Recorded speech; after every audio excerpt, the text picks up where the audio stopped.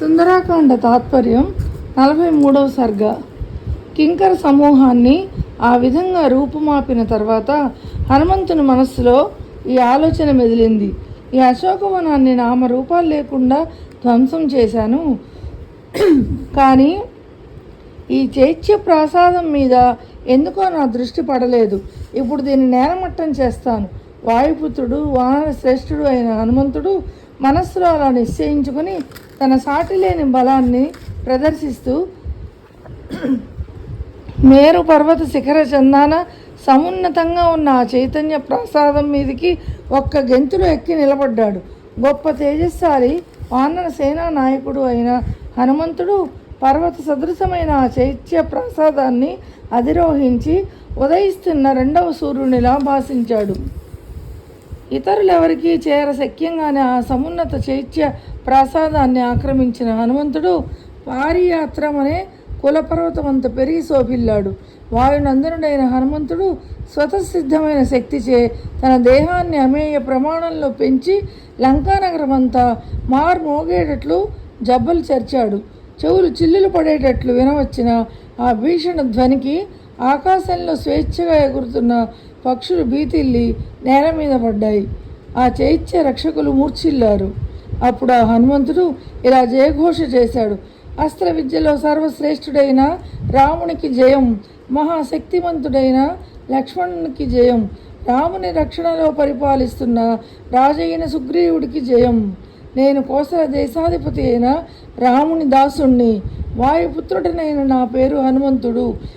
శత్రు సైన్యాలను నామరూపాలు లేకుండా చేయగల నేను అనాయాసంగా ఏ కార్యాన్నైనా సాధించే సమర్థుణ్ణి. బండరాళ్లను మహావృక్షాలను ఆయుధాలుగా చేసుకొని నేను 1000 విధాలుగా యుద్ధం చేస్తుంటే 1000 మంది రావణులైనా నన్ను ప్రతిఘటించలేరు.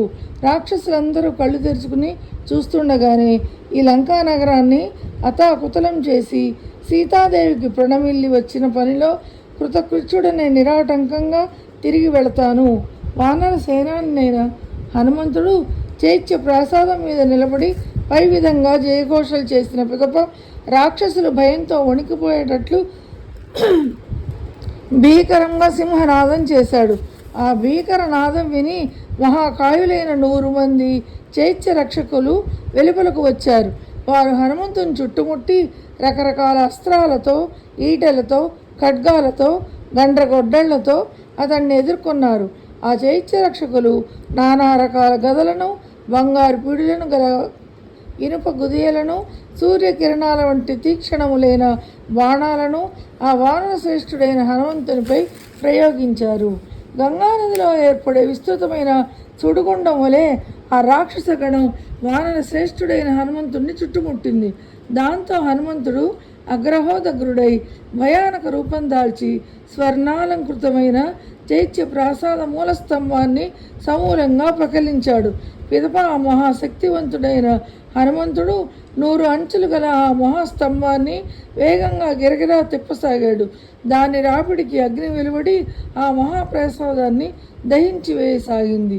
ఆ చైత్య ప్రసాదం దగ్ధమవుతుండడం చూసి హనుమంతుడు ఆ స్తంభాన్ని మరింత వేగంగా తిప్పుతూ ఇంద్రుడు వజ్రాయుధంతో అసురులను వధించినట్లు ఆ 100 మంది చైత్య రక్షకులైన రాక్షసులను హతమార్చాడు.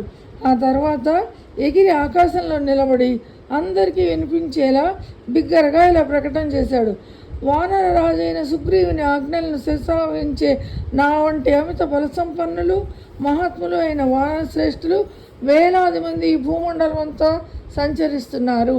ఆ వానరులలో కొందరు